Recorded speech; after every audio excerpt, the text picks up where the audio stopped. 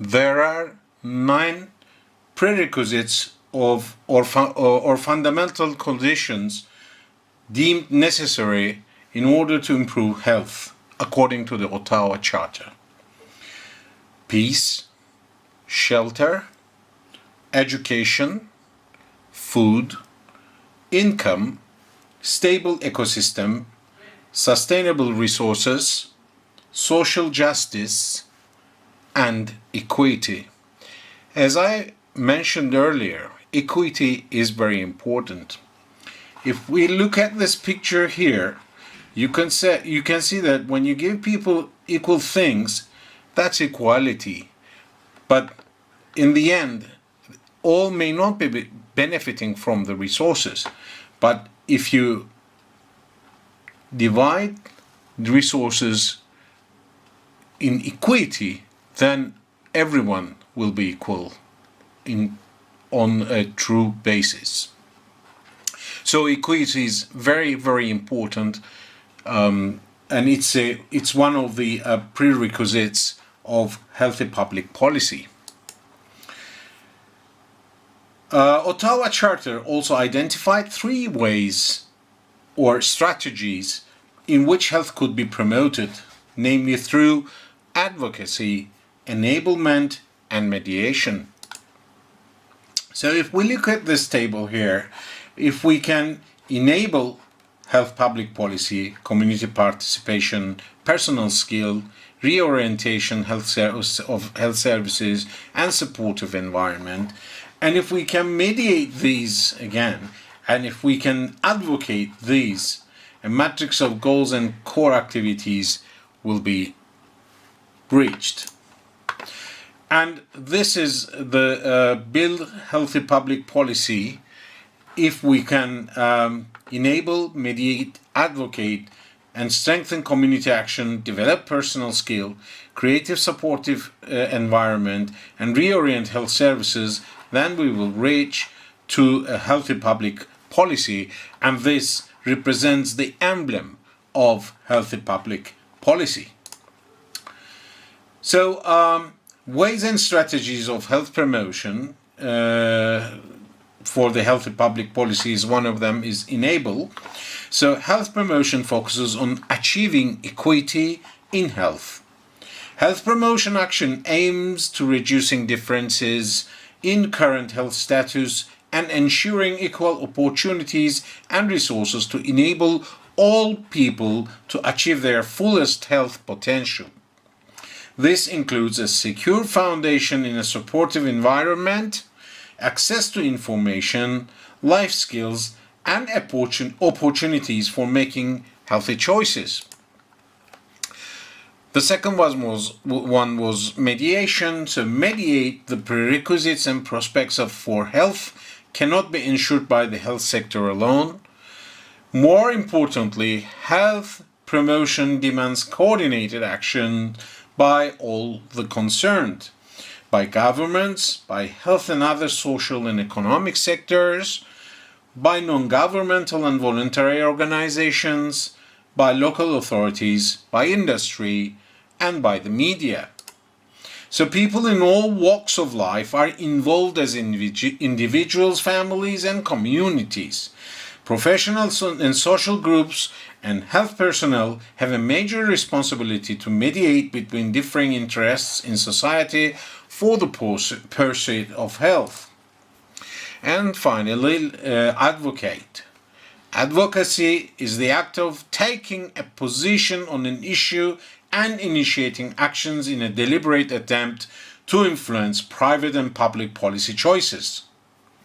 Health advocacy encompasses direct service to the individual or family, as well as activities that promote health and access to healthcare in communities and the larger public. So we have 5 approaches to health promotion. 1 is medical or preventive change. 2 is behavior change approach. 3 is education change. And 4, empowerment. And finally, social change. When we look at medical or preventive approach, it aims to reduce morbidity and premature mortality. It aims to ensure freedom from disease and disability. It uses medical interventions to prevent ill health or premature death based on scientific methods like immunizations, screening, fluoridation. This fluoridation is a new concept, not very new, it's quite new for more than around 25 years. And it helps for healthier teeth and the newborns where the babies are given fluoride tablets and grew up with healthier teeth. And evaluation, which reduction in disease rates and associated mortality. Behavior change approach. Behavioral risk factors are the leading causes of the occurrence of morbidity and mortality. When we were in the classroom with face-to-face students, I asked what morbidity is, and I could get no answer. So I will try to explain again what morbidity and mortality is. For example, if you smoke and you develop diseases related with smoking, like emphysema or COPD, which is chronic obstructive pulmonary disease, then your oxygen levels may go lower in your blood, and your carbon dioxide levels may increase, which brings your body into a chronic suffocation. And that is morbidity. You have to live with it. You have to face the consequences and live with the consequences till the end of your life. That's morbidity. And mortality is the death from a disease. Like if you carry on smoking and develop lung cancer, this in the end will kill you. That's mortality. So behavioral risk factors are the leading causes of the occurrence of morbidity and mortality due to chronic health conditions and injuries in the world. So behavior change approach aims to encourage individuals to adopt healthy behaviors that are regarded as the key to improving health. Such approaches seek to educate the individual so that they change their lifestyle or a particular behavior to help improve their health. This may be to stop partaking in a risk behavior or to start enjoying some protective behaviors. Either way, the aim is to change the person's lifestyle or behavior.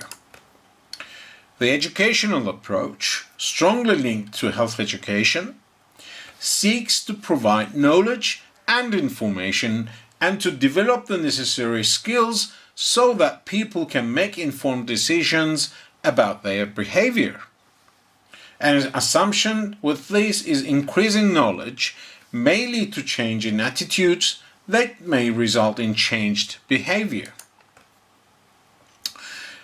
Possible weakness, it assumes that by increasing knowledge there will be an attitudinal change which leads to a behavioral change, ignores the constraints that social, economic and environmental factors place on voluntary change. So this final statement can be the weakness of educational approach. The fourth is empowerment or client-centered approach. It aims and helps people to identify their own needs and concerns and gain the necessary skills and confidence to act upon them. So-called bottom-up approach idea is premised on helping people or communities to identify their own health concerns, gain the skills and make changes to their lives accordingly. So professional acts as a facilitator rather than an expert. There are two types of empowerment. A, self-empowerment, based on counseling and aimed at increasing people's control over their own lives.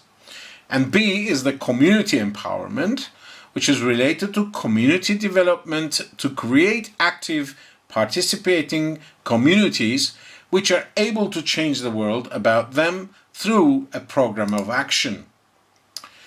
And methods used here are client-centered, including counseling, community development, and advocacy. Health advocacy refers to the action of health professionals to influence and shape the decisions and actions of decision and policymakers who have some control over the resources which affect or influence health. So promoting public involvement and participation in decision-making on health-related issues. And fifth approach to social change approach to health promotion is the social change approach. It targets groups and populations, top-down method of working, sometimes known as radical health promotion, and is underlined by a belief that socio-economic circumstances determine health status. Its focus is at the policy or environmental level. Aim is to bring about physical, social, economic, legislative, and environmental changes. Also, it aims to bring about changes in physical, social, and economic environment which enables people to enjoy better health. Radical health promotion makes the environment supportive of health and to make the healthy choice the easier choice. The focus is on changing society, not on changing the behavior of individuals. Approach is based on the notion that to promote positive health, it is necessary to tackle and diminish social and health inequalities. The methods for social change approach focus on shaping the health environment, lobbying, advocacy, development of healthy public policies and legislation, fiscal measures. In economics and political science, fiscal policy is the use of government revenue collection, mainly taxes, and expenditure spending to influence the economy. So fiscal measures should also be directed towards the development of health promotion via social change approach methods and creating supportive social and physical environments. If we look at this table here, we can see the approach, which are medical, behavioral, change and education, and we can see the aims here. Medical aim, free from lung diseases, heart diseases, and other smoking related disorders.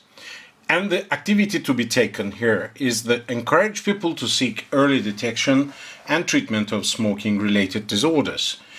For behavioral change, the aim should be behavior change from smoking to not to smoking, and the activity should be prevent non-smoker from starting smoking and persuade smokers to quit. And in terms of educational approach, clients understand the effects of smoking and will make a decision whether to smoke or not and act on that decision. So it's to the people themselves to decide whether to carry on with the smoking or not to carry on with smoking. The decision is given by themselves. However, it's our duty to persuade them, but we cannot force them. So the activity should be giving information about effects of smoking, helping them explore their values and attitudes and come to a decision, and helping them learn how to smoking if they want. And with empowerment, the aim is anti-smoking issue is considered only if clients identify it as a concern, and the activity should be clients identify what, if anything, they want to know or do about it. And as a social change approach, the aim is make smoking socially unacceptable, so it is easier not to smoke than to smoke. And the activity should be no smoking policy in public places, for example, which has been achieved in many developed countries, at least for the time being. cigarette sales less accessible, promotion of no smoking as social norm, limiting and challenging tobacco advertisement, and sports and sponsorships. So this table summarizes the 5 approaches to health promotion by using the example towards cessation of smoking. You can apply these rules, these methods of approaches to anything in life, whatever you would like to promote for a healthier public. And now we have some declarations which health promotions mentality is based on. And we will just give a couple of examples of these declarations and recommendations about health promotion. So, Adelaide Recommendation on Healthy Public Policy in 1988. Conference strongly recommends that the WHO, World Health Organization, continue the dynamic health promotion through the 5 strategies described in the Ottawa Charter. So, conference identified 4 key areas as priorities.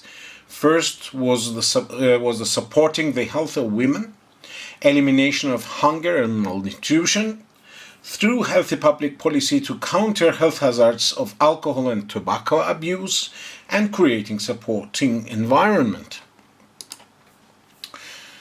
Sundswell's statement on supportive environment for health in 1991 says issues of health, environment, and human development cannot be separated.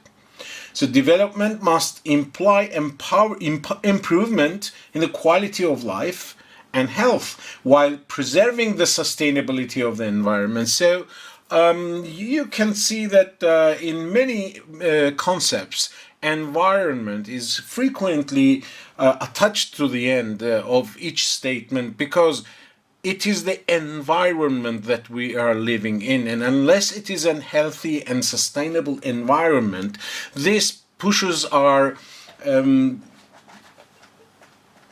life to be in a less and less healthier environment, which any activity for promoting health, unless we have a healthy environment, would be in vain. So environment is always has to be put in the aims and goals of approaching to health promotion applications. Jakarta Declaration on Leading Health Promotion into 21st Century, which was put forward in 1997, it included 5 priorities for health promotion in 21st century. Promote social responsibility for health, increase investment for health development, consolidate and expand partnership for health, increase community capacity and empower the individual, secure an infrastructure for health promotion. And unfortunately, we can see that in the 21st century, having been past 20 years after the entry, after we got into 21st century, we can see that we are still talking about these goals. And for many countries, we cannot say that this has been achieved globally. That's a shame, but we have to work on it. We shouldn't give up on it. The Mexico Ministerial Statement for Promotion of Health in 2000 says that attainment of the highest possible standard of health is a positive asset for enjoyment of life and necessary for social and economic development and equality. The Bangkok Charter for Health Promotion in a Globalized World 2005 Declaration make the promotion of health central to the global development agenda, make promotion of health a core responsibility for all governments. This hasn't been achieved as well. Make the promotion of health a key focus of communities and civil society, but we are still dealing with hunger, we're still dealing with environmental inequities and very too many unequal environmental states. The Global Conference on Health Promotion from 2009 from Nairobi, Kenya, says that there are three major gaps identified. The gap in health programs, the gap in policymaking and intersectoral partnership, the gap in health systems. So everything that has been said and forwarded before since the Ottawa Charter and the Declaration of Health Policies for 2000s, we still in 2009 have focused on three gaps: the gap in health programs, the gap in policymaking and intersectoral partnership, the gap in health systems. So it looks virtually that we haven't attained a thing but talking.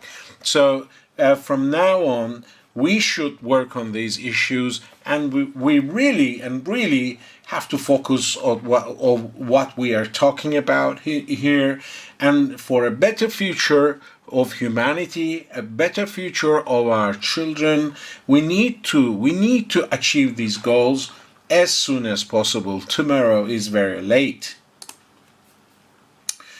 And also for addressing the gaps, they forwarded that building capacity for health promotion, strengthening health systems, partnerships and intersectoral actions, community empowerment, health literacy and health behaviors, especially while the partnerships and intersectoral activities and strengthening health systems, and these are far more related with the governing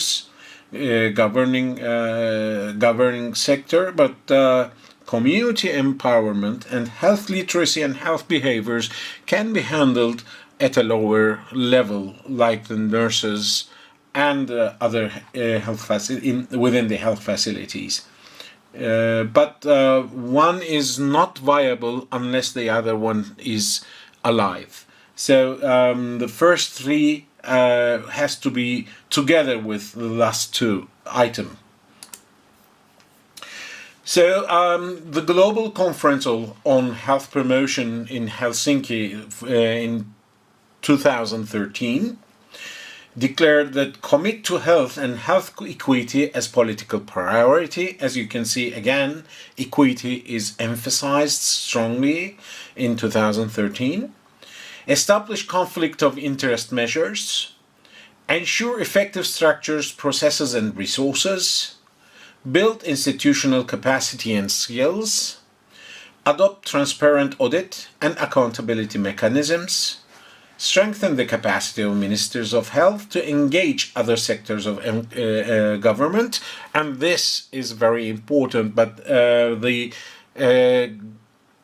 ministers of health should also have the vision to use this power when they get into their seats of governing the health policies. And include communities, social movements, and civil society in development, implementation, and monitoring. And the Global Conference on Health Promotion in Shanghai in 2016 declared that the main goal of this conference was to highlight critical links between promoting health and 2030 Agenda for Sustainable Development. Messages were as follows: healthy cities, ensure that people are living in healthy and livable cities.